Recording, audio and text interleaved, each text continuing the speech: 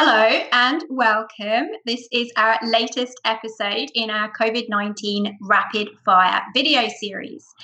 And today we're going to be looking at social media, the magic of it, what happens when you do it really, really well, how to do it really, really well, which I think we all want to know. I definitely have some burning questions that I want answers on, and also what to expect, because many of us get very impatient to see the results of social media. So really setting the context around how it works and how patient we might need to be at times is something we're going to be unpacking with probably one of the best experts to talk about this topic. So massive welcome to Helen Burness from Saltmarsh Marketing, one of my favorite social media gurus. Helen, thank you so much for joining us. Oh, thank you very much. Nice to be on this side of the camera.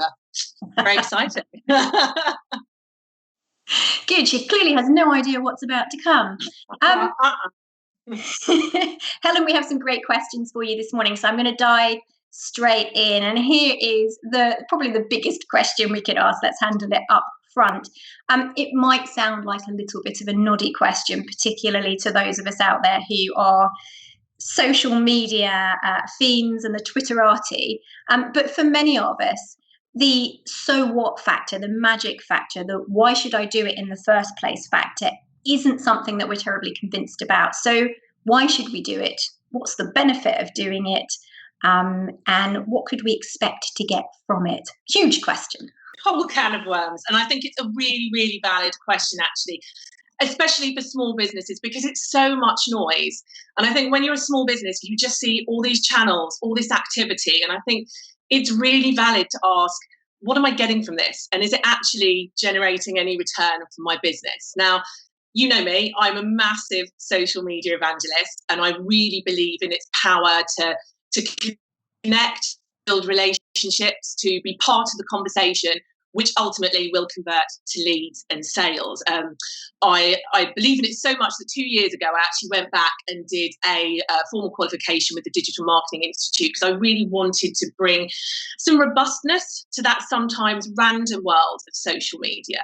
And I mean, why should you do it? It's a really important part of your marketing strategy. And if you use the right primary platform where you know your audience hang out, and you use the right kind of content that's valuable, that nurtures them, that nourishes them, that really forms a relationship, and that will, as I say, sort of lead to sales. And I always say to small businesses, the best way of looking at it, it's your shop window along with your website, and whatever you share on your social media feeds is one of the first things that comes up when someone does a search under you as a founder, or you as a business. So it's so important that you have that shop window representative of you or your business at any one time.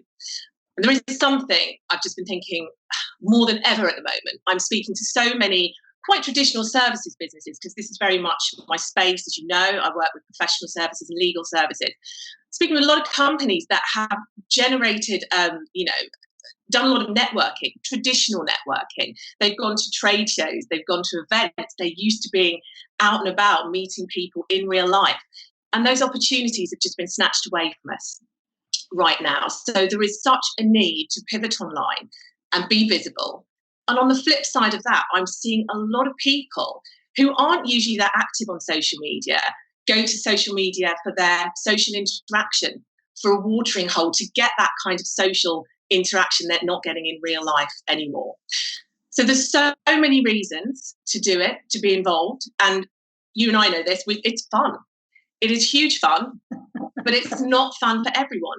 For some people, it is really overwhelming. And part of my job is to really cut through that overwhelm and make it manageable for small businesses, really. And I think that the word manageable is key in all of these things. You know, I remember the very first time that I started tweeting, I was absolutely petrified. I think as a professional particularly, but even as a person, it feels very vulnerable. You're very worried that whatever you tweet, somebody's going to criticize or troll, that somebody might say that's a load of rubbish, and that could affect your professional reputation. But, you know, I think It's like with every conversation, try not to be controversial, try to add value, make sure you're conversing. And I think you don't have to be publishing something. You don't have to be sitting up until the early hours of the morning writing a blog or writing a post and agonizing over it. If you're just getting started, sometimes just being part of the conversation is more valuable than trying to broadcast everything in your head or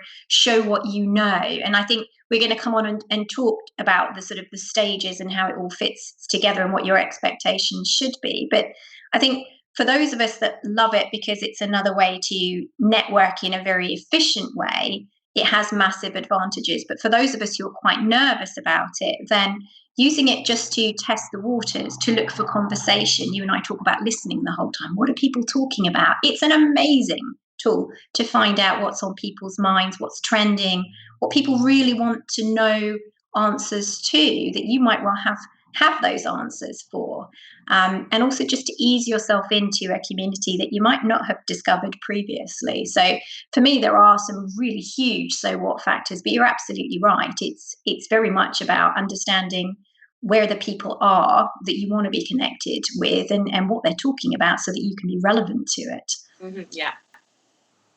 So let's talk about choice of social media channel, Helen. I mean, does your choice of channel affect the communication? Are some channels better than others to communicate on, or better for certain businesses to communicate on? I know there's that sort of sense always that LinkedIn is for the professionals and Twitter is for everybody else. I personally absolutely love Twitter. It's my favorite by far. But what's your professional advice about the choice of channel? Yeah, again, it's a really interesting question because every channel is a little bit different. And I think you share different content on different channels, but the boundaries are blurring. And I think the most important thing for a small business is it's highly unlikely you will need to be very active on all those channels. One of the first things I do when I work with a small business is we do spend some time on that strategy stage saying, who are your audience?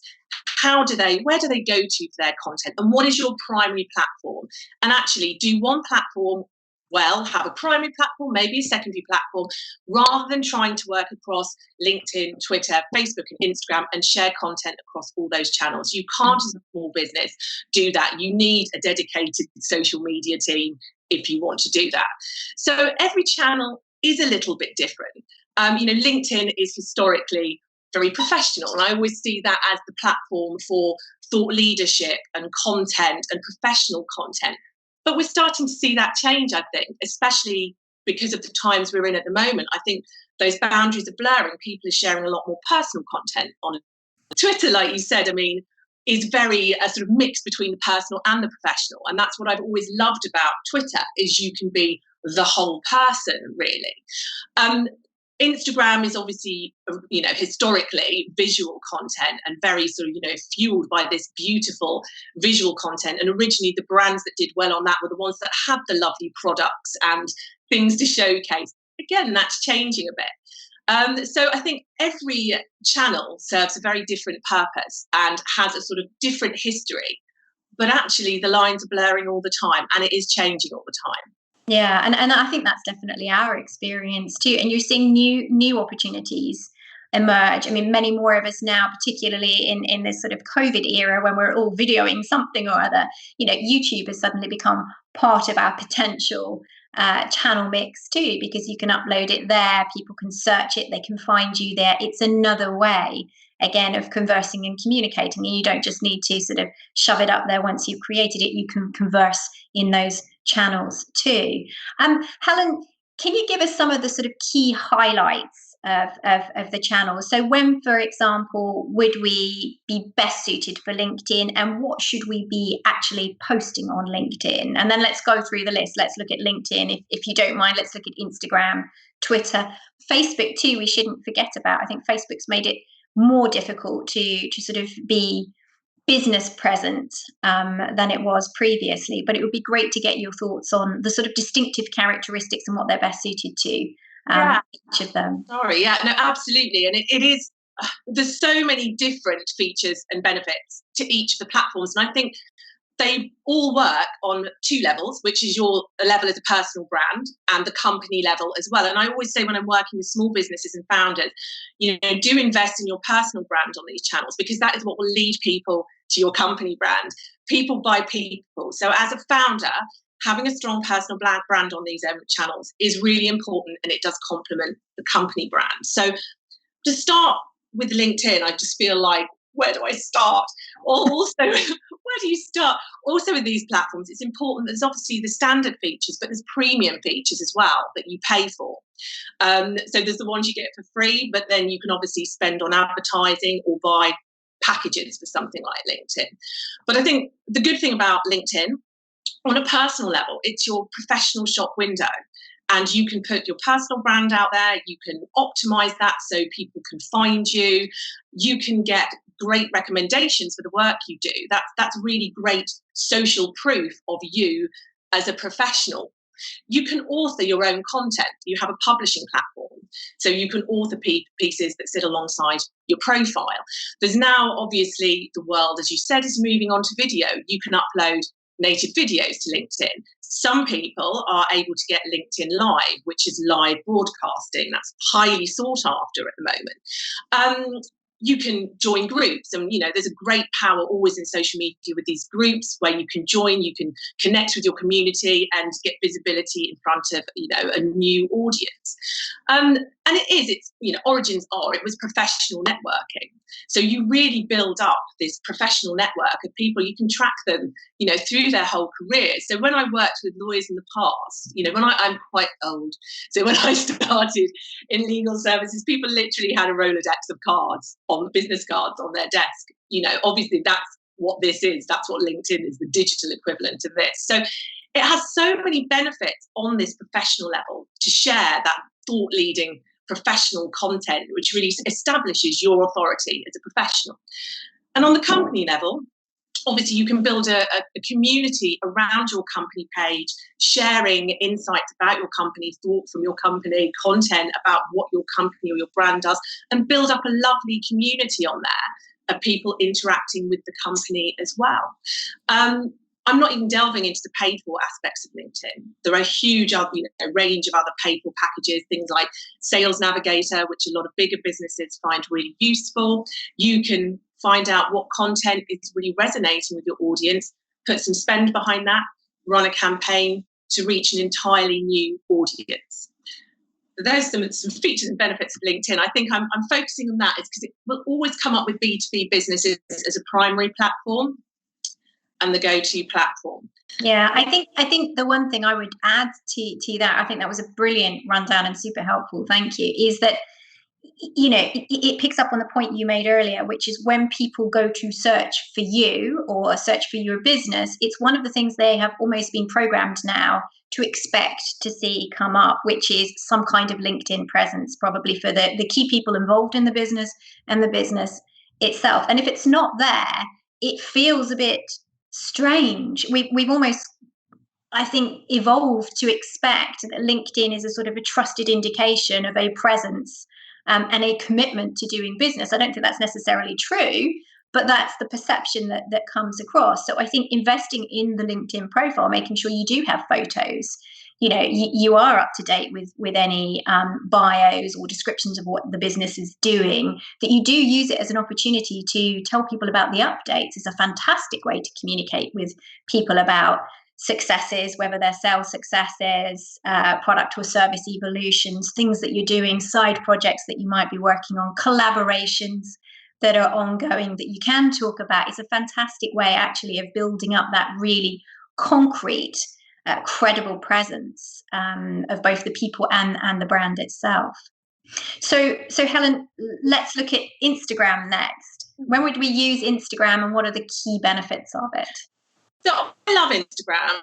For B2B businesses and legal services, it will always come out really as a secondary platform. And I find with Instagram platform, they really do focus on this, and they invest a lot in sort of building up their Instagram community. It's obviously very powered by visual content. And, I look at some grids and I'm like, my God, these are things of beauty. They are beautiful. It is like a magazine layout. And I think if you have a wonderful product and items to showcase, or you're a lifestyle brand, or, it lends itself so well to that. But I think the lovely thing about Instagram is this combination of beautiful visual content, which you can really, beautify, but the combination of this with the microblogging, so you can write quite a long sort of caption, and it's also very powered by hashtags. So you can use up to 30 hashtags in Instagram, which makes that content very searchable. So you've got this great combination. And also one of the good things about Instagram is the stories, how you use the stories. It's ephemeral content, which is this moments in time that appear on your profile and really drive traffic through to your kind of brand and what you're doing. And a lot of brands and businesses use that as a bit of a behind the scenes. This is what's going on at points throughout the day. Instagram's now got Instagram TV as well, which is brilliant. So a lot of people do, show up and have their Instagram TV channel.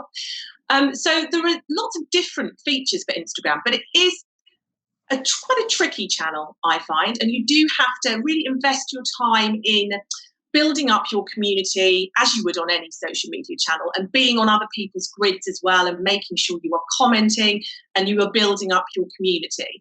I find, for B2B, I use it probably a little bit less to do that, but it is still lovely brand awareness. And I think it's fun from a creative point of view to experiment. Yeah. And I think, of course, also it has the great ability to sell. So you can sell from it now, which you can't do, I don't think, on LinkedIn, or at least you don't see people trying to sell. It's almost seen as slightly unsavory on LinkedIn, whereas Instagram, you absolutely can. And in fact, increasingly, I find that within our community, more and more of us are selling on Instagram, because it's very quick, it's very efficient, it's very in the moment. But if you see something that you love and it really fires your imagination, not having to wait, but to get it there and then is it's almost like that Amazon experience in a social media channel. It's great. It is. The e-commerce, and the advertising functions on Instagram are brilliant and fairly cost effective as well. And we've all used them. I mean, I can't tell you how many things I've bought from Instagram ads over the past couple of weeks. So absolutely.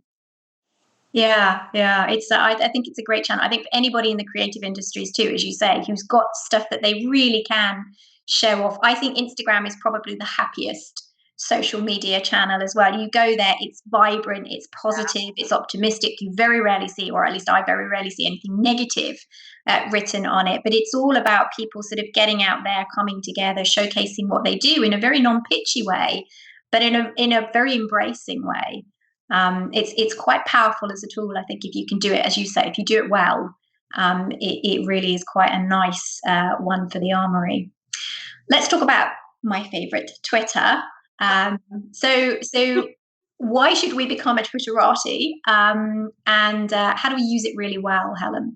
So it's really interesting. I've always loved Twitter, as you know. And I think the beauty of Twitter is it allows you to be both the person, on a personal level, it allows you to be both the person and the professional. But the beauty of Twitter is it's conversational. It is fast moving. It's conversation.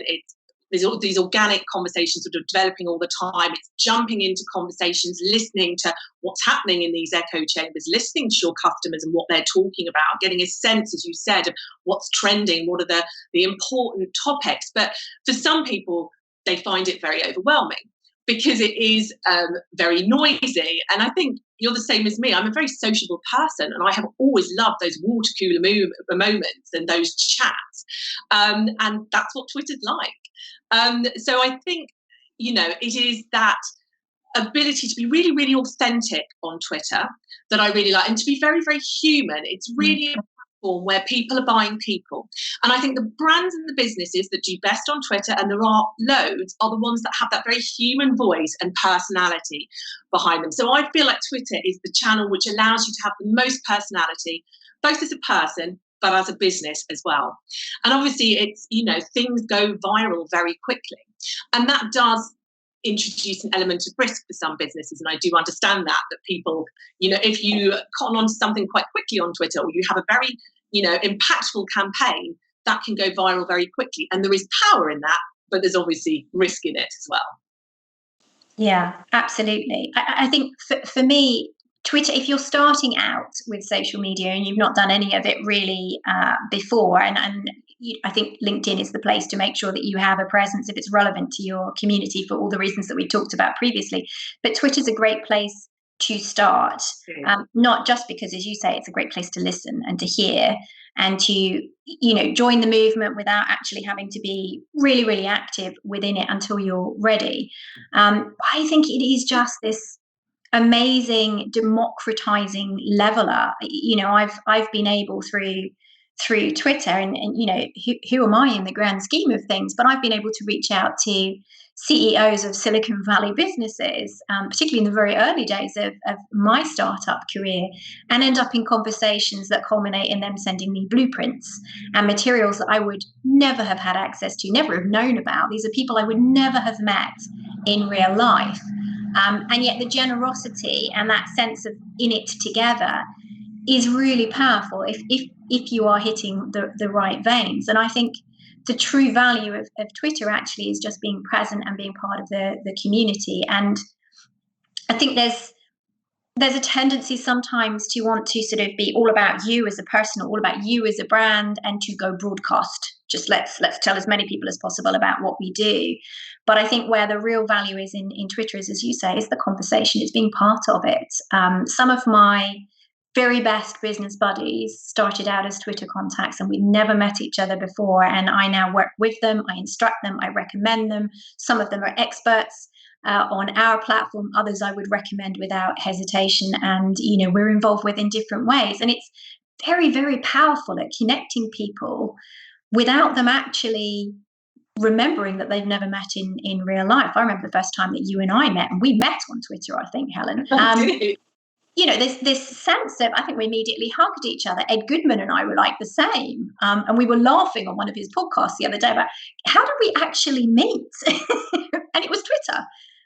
But you find that you've got things in common. And I think you'll spot the authentic people. You'll spot the people who are really passionate, interesting, inspired, or even, have the power to go on and do things that you feel very strongly about. And I think coming together, Twitter creates movements. It's very, very clever at creating movements. And I'm watching things like the sort of Forgotten Limited movement at the moment, which is, huge lobby movement that anyone can join, to render as much support as possible for small businesses who are just not getting what they need from government right now and do feel that they've been forgotten and left behind. I think many of us feel that way. But watching how Twitter creates these movements and channels it at people who have the power of influence and the power to make decisions is something that we couldn't actually do anywhere near as effectively in real life. I mean, we could march outside Westminster with placards, which takes a lot of effort, a lot of disruption from our daily lives, and might fall on deaf ears in many occasions, particularly if the press aren't particularly interested about what we're saying. Twitter, however, creates the movement, blasts that voice out there, that unified voice out there, commands the attention of the press. I mean, the press watch Twitter like hawks. And I don't see them watch the other channels in quite the same way. So you want to do a bit of PR, or you want the attention of the press for something that you're passionate about, Twitter's a great tool for that too, at least in my view. And I think it is the fast-moving nature of Twitter that makes it so powerful as well. And absolutely, I agree with everything you say. I found my tribe on Twitter. It was where it was a playground really to experiment with my tone of voice, but really connect with those people. And then you have this sort of power of your tribe behind you. So it is a very powerful tool. And I think for anyone that is, would like to get involved with Twitter and is just watching from the sidelines going, it's very, very noisy. Just watch and listen, and then slowly kind of get involved in those conversations. It doesn't happen overnight. I don't think you can just launch yourself onto Twitter from a personal brand perspective. It is a bit of a journey, and it does take a while to build up your tone of voice and to feel comfortable with what you're saying as well. I think kind of with all these channels, and I'm sure we'll come on to this, it's a question of knowing beforehand what content you are actually sharing on there, both from the personal brand perspective, but from the company perspective as well. What are you talking about? What do you stand for? What are you passionate about? Because that's what helps you be authentic. And if you're not authentic, you won't get that connection with people. No, people can root out a lack of authenticity really, really quickly. And I think what you say about what do you stand for, what do you want to talk about is really important too. Your consistency of messaging is what builds up that profile, and the place that you find for yourself. I think if you're starting out, one of the best things to do is to ask a question. And also, I see people do this all the time. I'm a bit new to this, so I'm a bit nervous. And you'll immediately see a load of people pile in who may be connected to them. And Twitter does this very well as well. It talks about who amongst your contact base might have joined Twitter, and it encourages you to kind of acknowledge that they've joined, which is powerful too. So you'll find your friends pile in, and people who know you already in your network, who will welcome you and start conversations. So it's actually, you don't have to do a lot to get started, but I think, as you say, it's about managing the expectation. You're not going to be the next sort of Twitter celebrity overnight, but you can certainly find your space relatively quickly and get feeling confident and comfortable and find your voice, as you say. I love the fact that you can experiment quite a bit on Twitter. You can run polls. People love voting for stuff. We all love multi-choice connections. We love the fact that we get the results afterwards too. So there's some really lovely tools that you can use just to help yourself get started. And if you're feeling a bit stale too, I haven't done very much for a while, can I do a poll? Can I pose a question out there and tag a few people? Do tag people, particularly if they're in your network and you know that what you're talking about is relevant, because the tags are flags to them too, and they can pile in and support and amplify what you're talking about and what you want to do. Helen, let's move on to Facebook. So the last really in the big four of the kind of key social media channels. Facebook, I find, probably one of the most difficult for business, and I know I'm not alone in that. Give us some advice on when we should be using it, what our expectations should be, and when perhaps it might not be suitable as well. Again, from a B2B services perspective, it's probably one of the secondary platforms, or a platform I don't use for businesses as much. Actually, I do use Facebook a lot for my disability advocacy work, and I find it, again, a very powerful tool for that. And I think one of the ways you can use Facebook really well as a business, and particularly if you are, a leading authority on something, or an expert, is by creating a Facebook group and growing your community there. And I know a lot of people who are experts, coaches, and they focus on Facebook. They grow their Facebook group. That is where their community is. And then they use Facebook Live as a way of showing up and interacting with and talking with their community. And that works really, really well. So, some people will use Facebook as a primary platform. And I think one of the great things about Facebook as well, very cost-effective advertising, where you can really target down on who you want to, get in front of. And I think that's really powerful for local businesses and small businesses. So I still embrace it as a platform. And I think, again, Facebook has a lot of coverage. A lot of people are on it. It has this ability, again, to go viral quite quickly. If you share something very, very compelling, then that can get shared very, very quickly. So it's really working out. Again, you go right back to your strategy as a business and say, where do my customers hang out? And if you're a local business, if you are a local cafe or a restaurant, then probably your customers are going to be hanging out on Facebook. So invest in that. Yeah, I think that's really good advice. I think where I've seen Facebook work really well too is as a discussion forum. So if you are prepared to invest in being very in the moment, very interactive, having these discussions, then actually it's a really, really neat and fast way of having your own discussion forum. Don't build it into your website and then spend a long time trying to promote people to get back to your website.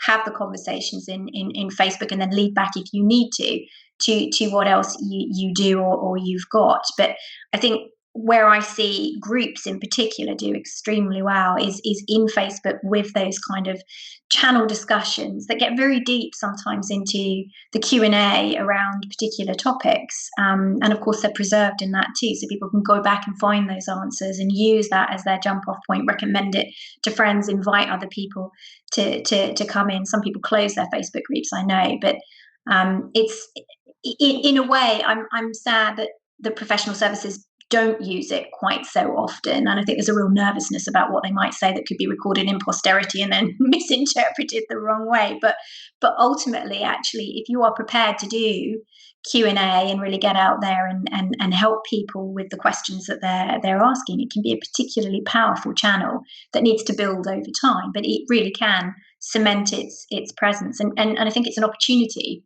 for a lot of people who have knowledge right now to get into Facebook more and to build these groups and these conversations more, because it's a bit of a desert for the B2B businesses, but it's quite a big opportunity too.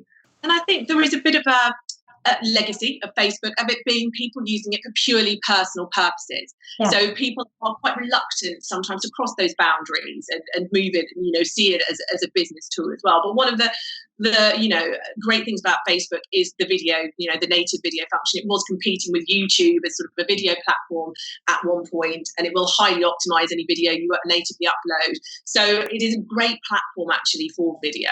I agree. Helen, let's come on and look at what are the measures of success. And we've got a great graphic actually to guide this part of our conversation and my questions to you, that it would be absolutely fantastic to have a look at together on screen.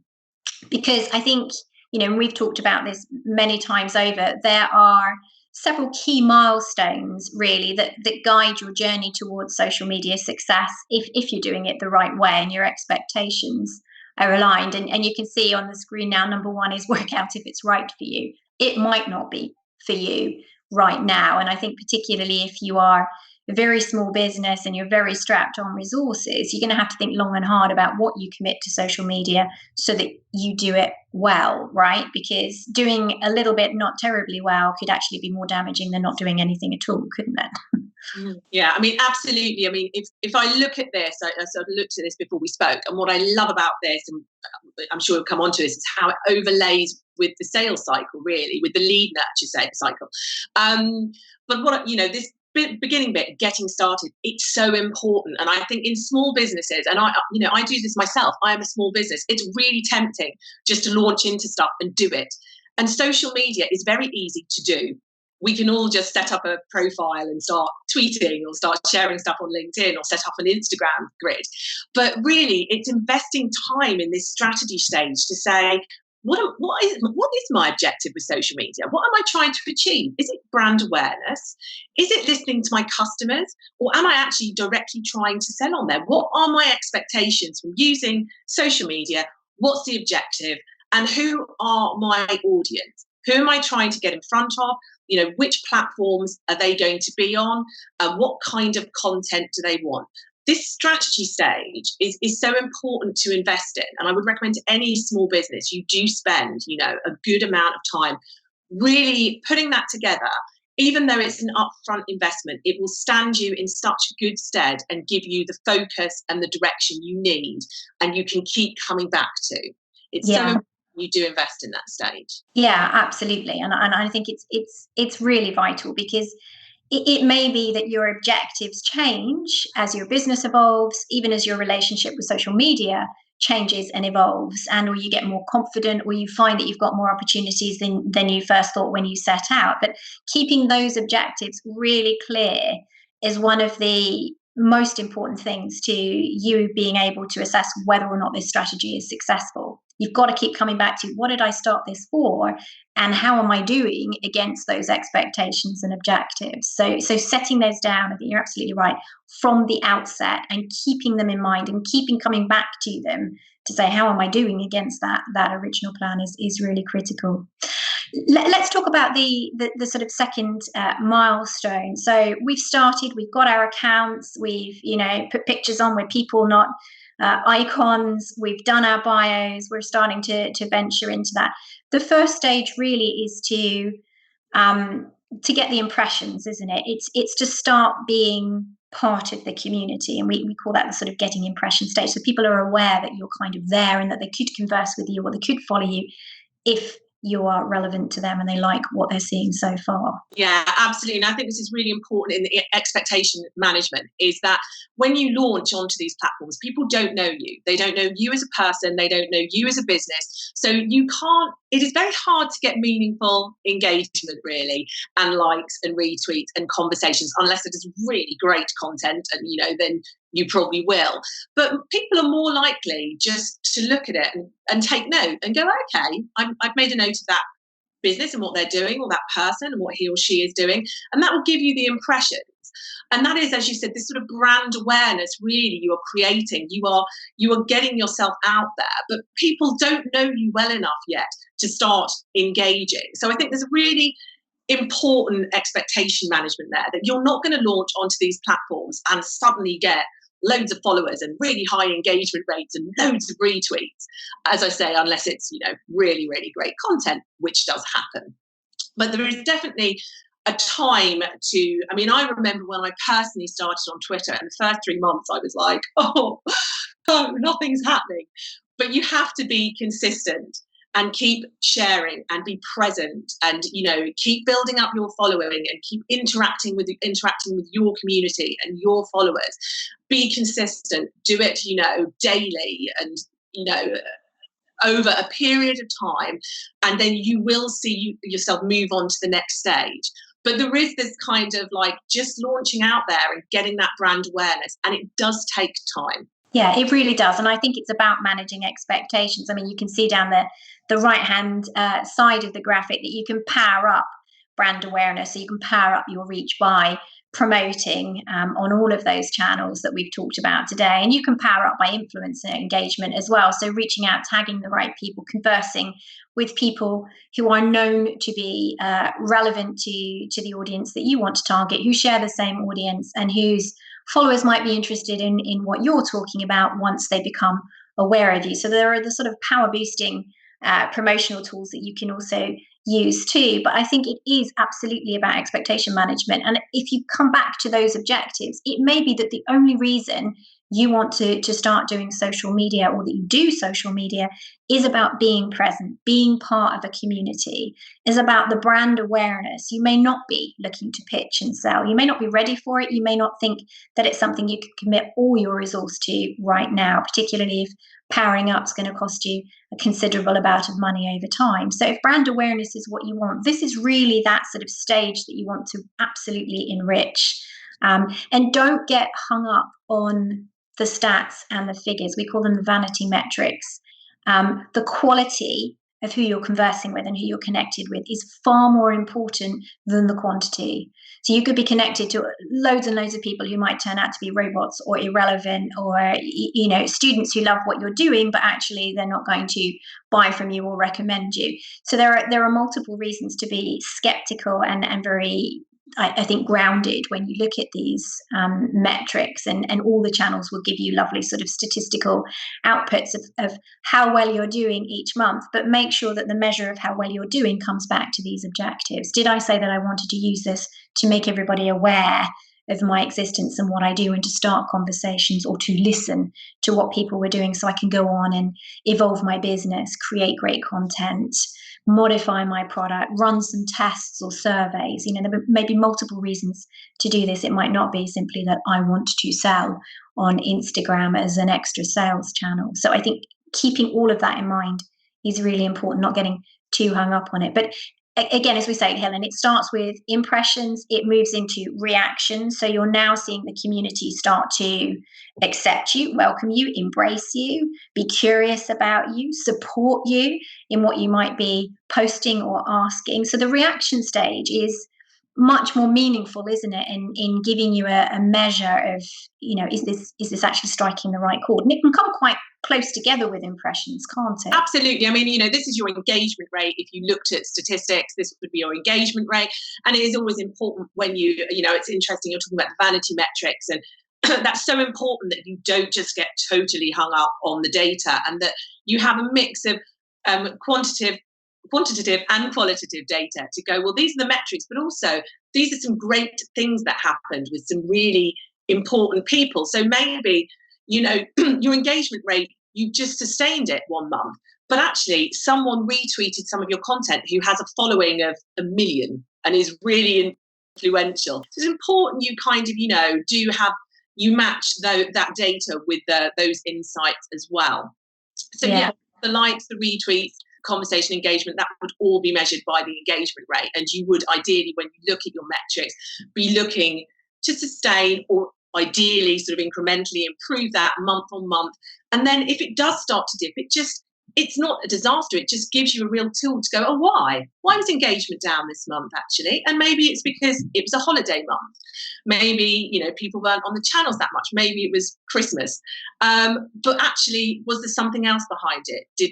Was it a different type of content you were sharing that month? Or did you scale back on your regularity of posting?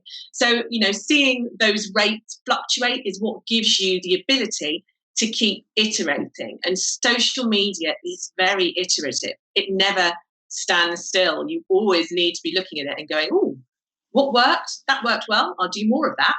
Oh, I tried that. That didn't work well. No problem. I'll just stop doing that. Yeah, absolutely. And we talked about your content there, but actually some of the most powerful things you can do on social are to comment on other people's content and to share other people's content with an overlay. I mean, I've seen people do this incredibly well, where they share somebody else's content, because all the social media channels enable you to do that. You're not infringing anyone's copyright. It's amazing. You can pick somebody else's content up, comment on it, share it on, and you've not broken any rules.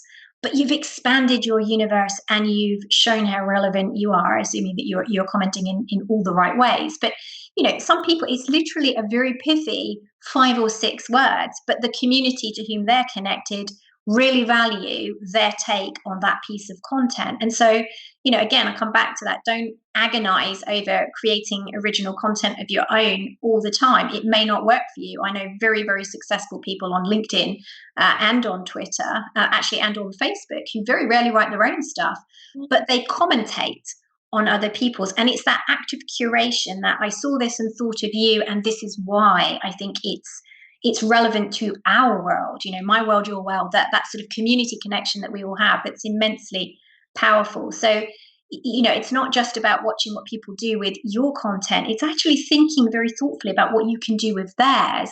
Is it on the topic that you've identified you want to converse? Are you being consistent when you comment on these other things? That's a very good way of building this sort of compact, relevant community around you as well. Definitely. And there should be, and this is something, there should be a mix of that, a mixture of organic content and curated content, because people don't want to just hear your voice all the time. No. Oh gosh, absolutely. Well, we do want to. I feel like somehow we should underline that or put flashing lights around that statement, because it's super true. Let's move on to sort of milestone 4 on the graphic here. So get action. And again, that action might not be sales. It might not be buy immediately. And if you're expecting people to buy immediately, even at that stage, your expectations are probably slightly out of kilter, unless you really have got the next miracle cure for something or miracle product. But most of us don't, and we'll have competition and we'll have to keep working a while. But getting action is really about taking the conversation further, isn't it? Taking the reaction further. Yeah, and definitely driving through an action to move, the customer or your community sort of away from your platform and drive towards your website for a further action, to understand more about what you do and the value you can bring them. I mean, I think, this is, like I said, overlaid so nicely with the lead nurture cycle, really, when what you are doing with all this is you are establishing trust and authority and connection. You're building a relationship. It is very, very social. You're building a relationship with people to get to a level of trust and a level of the relationship where they are willing to go further to find out about your business or about you and work together. And you need to put in all those former steps to get to this action stage where people are willing to make that jump. Absolutely. So then that takes us neatly into the, stage 5, which is get conversations. Now, these may still be, social and digital conversations, but they may also be phone calls at this stage. They could be email inquiries. They may be reactions on your website, which is people making inquiries or people, in fact, actually buying. So it's getting that conversion. So you've brought your audience on this journey all the way through these milestones. They're staying with you. You're onto something. This is really about the sort of getting into the culmination of what your objective was when you started here, which, we're going into the sort of the sales cycle now, because for many of us that is relevant and that is the ultimate game.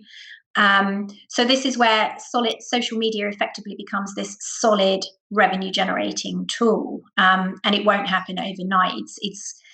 It's as much an art as a science, this bit, because it depends on the quality of the conversion conversations that you're having. But this is where some of the real magic happens, isn't it? Yeah, I mean, absolutely. It's very hard sometimes, unless your objective is to make sales and you media in its e-commerce, in an e-commerce way, like in Instagram, to directly sell. It's really difficult to show sometimes how it converts directly to sales. Something like LinkedIn Sales Navigator, obviously you can track that very easily. But if you're just using standard sort of organic social media, sometimes it is difficult to get those exact metrics on how you have gone through all these stages of brand awareness and, building up that relationship to bring, it through the whole sales cycle to result in a sale. And I think, again, that's a bit of an expectation thing, as if you are, you can't necessarily say, we converted this client and it all goes back to social media. I think one of the great things in a small business actually is sometimes you can, because you have a lot more of that anecdotal evidence that you capture. And it's like we were just saying, we remember that you and I met on Twitter. And actually now here we are sort of talking to each other. So you can capture some of that stuff anecdotally. It's harder in a bigger business, I think, actually. Yeah, I think that's very true. I think also, again, it all comes back to what your objectives were when you start, and they may well change as you get into your sort of social media journey. But I think one of the most powerful things for me in the businesses that I've run previously, and certainly also with Ferrilio, is not what we convert through this sort of social media milestone journey. It's who we influence and empower, and the quality of the conversations that then happen outside of all of this. So for many of our large corporate sales partners, for example, we're not talking to them on Twitter, but they can find us on Twitter. They look at the conversations, they look at the community, they realize that we have huge amounts in common. And then it's very easy to have conversations about why you're committed to your particular community, why your mission is so important, why the topic that you're talking about is something that you are authentically and genuinely committed to. So it can be a very supportive tool in other conversations. I mean, it very much depends on your business model.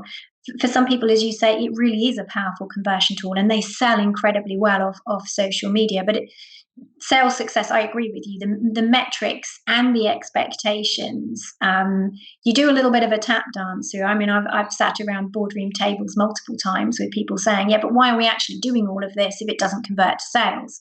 I think it really does come back to what was your expectation about this and why you're doing it in the first place. And one of the benefits being that you might not be able to quantify in terms of number of customers that you've gained, but it is in terms of number of opportunities and where that leads you. And I think that's what makes the metrics a bit tough, because there isn't really a one size fits all on that sort of checklist of metrics that you should be considering. Maybe we'll have a go at some point of writing something up and saying it could be any one of these, tick off as many as you can and that are relevant. But I think you're absolutely right. Eyes wide open on what that outcome is, and where the real benefits might lie, which might not be a piece of data. Yeah. Helen, thank you. I mean, we go into milestone 6, which is social selling success, if that's what you aspire to do. And social selling, as we say, is smart selling. So if people are buying for you and you are using your Instagram channel as a means to sell, or your Twitter channel as a means to get people converting and selling off your website, for example, then that is smart selling, because you should have people who are really engaged, who are really committed, who really relate to the product, to the brand, to what you say you do, and hopefully that will keep them very sticky. So that's a really nice kind of success measures environment to chat to you about, and a real joy. Thank you. Let's move on to the next big question in our collection of questions. When do you know if your social media strategy is working? And how long should you spend on each phase of your plan? Yeah, I mean, again, I think it's very difficult to put exact times. You have to invest in every stage and measure at every stage. So do invest time in that strategy up front. A couple of weeks, really putting together that very robust strategy, that is important, so you can keep going back to it. Like I said, building up brand awareness it does take time, and it takes consistent activity over a sustained, period of time. Measure the metrics, make sure you are going in the right direction, make sure that you are growing your following, that you're getting visibility, that they are starting to trend upwards. Then building this kind of community, again, that takes time really for you to get to know your tribe and to really establish your position in this community, and for them to understand what you do, what you're bringing, what you're selling, how it's going to benefit them. So it's really hard to put a time on any of these things. All I'd say is be consistent, be patient, have visibility of the metrics on a regular basis, keep analysing that, keep questioning, when there's peaks, why is that doing well? Do more of it. Where there's dips, why has that not done well? Do less of it. But be aware that it doesn't happen overnight. And, as a social media kind of someone that works a lot with social media, with small businesses, I always say, really, you're not going to see any return for the first 3 to 6 months. It is hard. It is not going to convert into sales. You might get some amazing quick wins, and that's brilliant. And I always look for those. But you have to give it the time for this to play out properly and to really build up that authority on the channels, and for people to understand the brand, and to people to understand, you as a founder. Yeah, and that's really great advice. I mean, there are things that we can do to power boost success as well, aren't there? Or at least power boost our efficiency in handling social media, because it can take a lot of time and thought, particularly in the early stages where you're kind of figuring out, what's my tone of voice? What do I want to say? Am I comfortable with that? Who should I tag? Let's talk about the best tools for managing social media. And we all love our tools, and there are some obvious ones. What tools do you advise businesses to use, and why do you like them? So when it comes to tools, I think it's overwhelming. It's like there's so much I could use. There's tools for scheduling, there's tools for analytics, there's tools for hashtags, and there's tools for each platform, and there's apps. And even I have got apps on my phone, and I'm like, I don't even know what this app was for. I don't know what I'm supposed to be using that for. But when it comes to small businesses who are the, professional services businesses, small SME businesses, I always come back to the same two tools in my toolkit, and that is Buffer for scheduling and content, and Canva for really easy content creation. Graphic designers will wince a bit when I talk about Canva because it's not their go-to tool, but it does enable you to create social graphics and GIFs and animations really, really quickly. It sizes them all very intuitively. It is a very low monthly cost at around £10 to £15. Buffer is a great tool for scheduling across all platforms. It enables you to schedule in your content, see it very clearly, see the image, and for that to go out in a managed way. So that's the toolkit I will always suggest to a small business. When it comes to social listening, I like Hootsuite. That enables me to listen in very easily to conversation. So that's another tool I use. Then it's a question of what is your primary platform, and is there anything you want to get which might enhance that? So for my Instagram, I use a tool called Preview, which helps me beautify my grid. There's other tools like Later or Planoly, but those are very specific to Instagram. I would say really all the analytics you can get in the platforms themselves. You can get those insights. You don't need to invest in any analytics tools necessarily. And my toolkit for a small business would be keep it simple. Use Buffer for scheduling, use Canva for content creation, and that will get you, to a good level. Perfect. All tools that we love too at Brillio as well. We're a bit of a fan of HighPlay as well. So if you've got content that's evergreen, you can link HighPlay to Buffer, and you can happily let HighPlay choose randomly the stuff that may continue to be relevant over time and post it out for you every now and then. But Helen, there's a big sort of flashing flag around scheduling tools as well, isn't there? Because there are moments where we shouldn't be using scheduling tools, or we shouldn't see them as the panacea. And look, I've done all my posts for the week on Buffer, and now I can just get back to the business and forget about it all. I mean, the clue is in the name, isn't it? It is social media, not broadcast media. Social media is inherently social, and nothing makes me sadder, Merly, than a channel which is just broadcast. Yeah. I find it very sad, because no one wants to interact with a machine, and you won't get engagement if you are just scheduling out content and then leaving it. It will achieve a level of visibility for you and your brand and your business, but you won't get that really meaningful, interaction, as we've discussed, which is where the value really is. But similarly, you can't be on social media all the time, even though clearly I feel like I am on social media all the time. My husband would completely disagree with that statement. You can't be on the channels all the time. Obviously, if you're a huge global business, you can. You've got a social media team of 80 people, and they are on the channels all the time, being that company voice. As a small business, you can't do that. So you really have to find a good mix.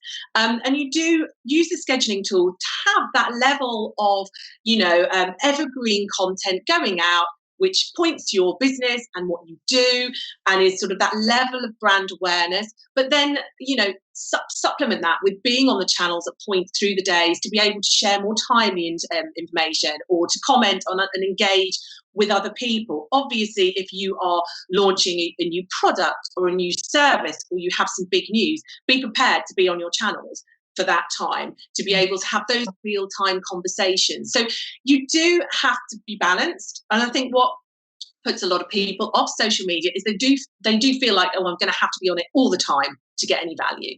You can't do that. You do have to use the scheduling tools, be prepared to do some, like I said, sort of scheduled activity which just goes out, but then balance that with having an actual human at the end of the channel as well. Yeah, the human factor is so important in all of this, isn't there?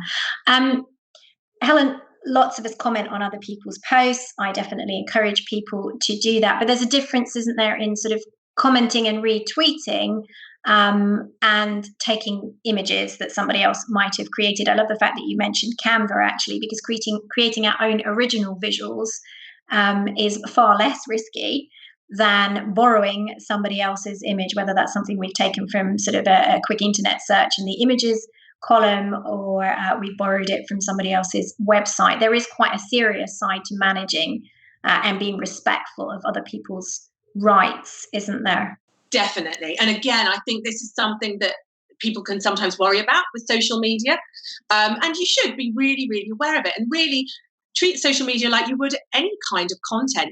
Don't share anyone else's content without crediting them. Don't share anyone else's thoughts. Don't try and pass it off as your own. Don't share your clients' logos unless you have express consent to do so. When it comes to images, use something with a Creative Commons license that you can share. So my go-to sites for images are always Pixabay, Unsplash, or Pexels. I'm always caught actually on Instagram and Facebook with music, because I do a lot of disability advocacy. I sign with my daughter, and sometimes I'll go to make it live, and then I'll get a note saying, no, we've removed this music because you don't have the rights. And I'm like, no, I should have known that. So do be aware. And if you do get that wrong, there is a chance of that being spread then. So it is so important that you credit content when it's somebody else's, you tag people in, you use the right images from the Creative sites that have got the Creative Commons license, and you're mindful when you're sharing anything that's got music or similar.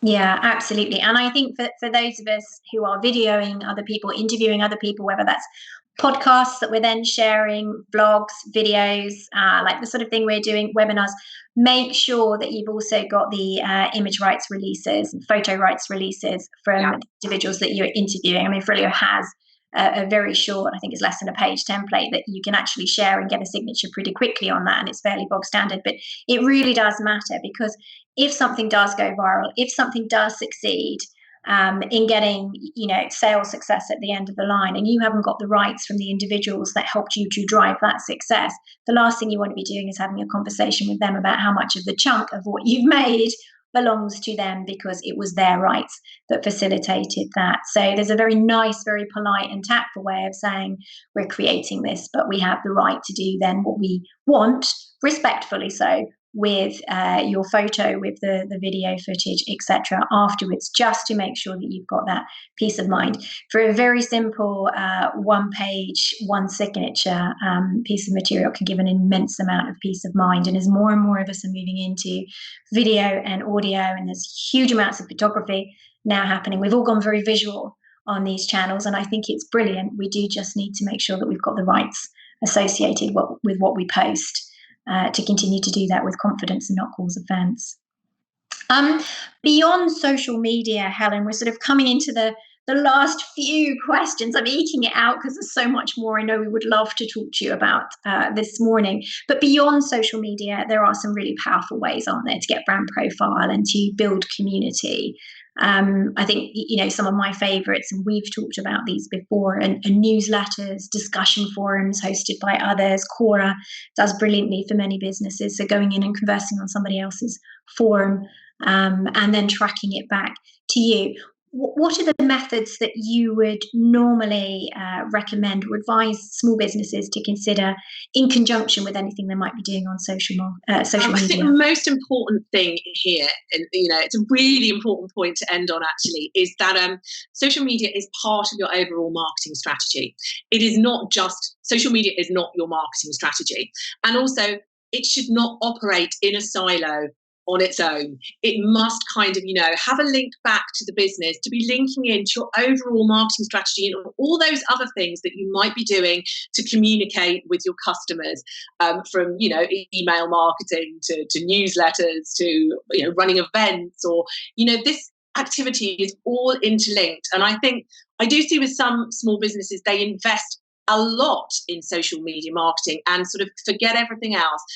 Never put your eggs all in one basket. I adore social media. It's a huge part of my marketing strategy. It's often a huge part of the small businesses I work with and their marketing strategy. But one thing you don't have control with on social media is what happens with the platforms. And do be aware that they do change all the time, and you have to be alive to that.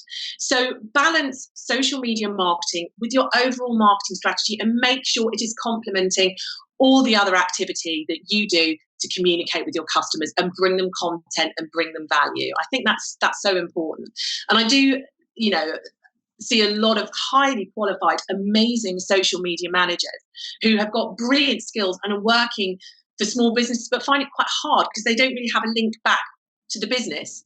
And then they feel a little bit like, I'm operating in a vacuum here. And then you lose some value as well.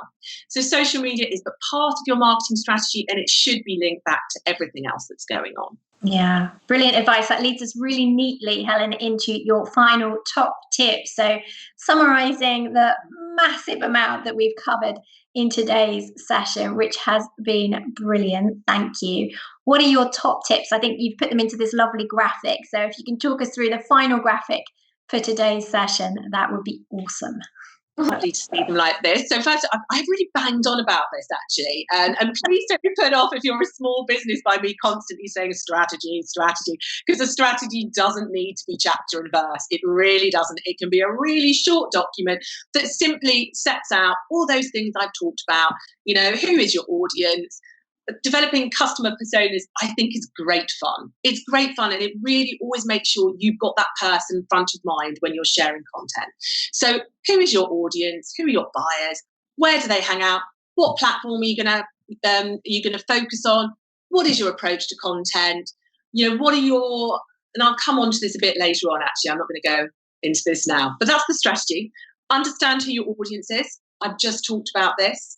Developing customer personas and having those is really, really useful in understanding where their watering holes are and what kind of content they want. And also, importantly, when they're likely to look at social media, because that helps you work out when to time and when to schedule. Know what your approach to content is really important. And that's, actually, we've talked about this. What does my business stand for? What sort of content am I sharing on? What are my pillars of content? And I usually end up with a business, or when working with a founder, with about 5 content pillars. And this helps you. We focus on sharing content along those lines so that you have real clarity of message. Otherwise, where does it stop?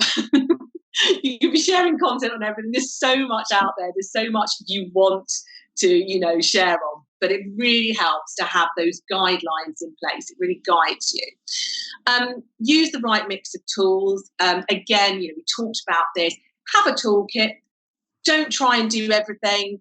To really use the tools properly, you have to understand them. So keep it simple. My go-to toolkit for small businesses, always Buffer and Canva. So start off with those. And the most important one, review and report regularly. Social media, it is iterative. It changes all the time. The platforms change all the time as well. So it is important that you are looking at that data. You are looking at those peaks and those troughs and trying to work out what are the factors that have made them perform well or not perform so well. How do you move forward? What do you do more of? What do you do less of?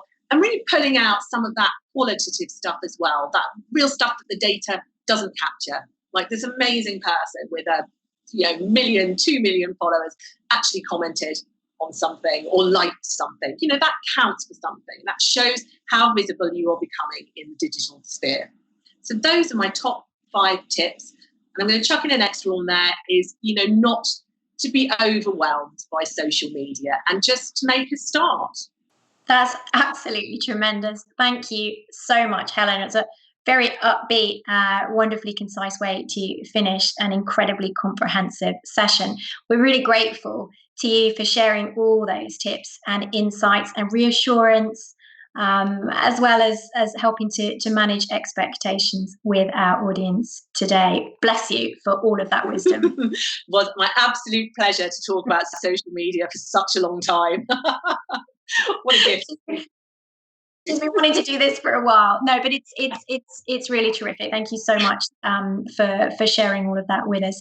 That's all for today's session. I don't know about you, but I want to go and write notes about everything that I've heard, but you don't need to. It will be coming at you very shortly on Ferrilio's blog channel, on our Twitter posts. We'll put in the time codes that support the various questions so you can rapidly get back to all the tips. And of course, Helen's graphics will be there too.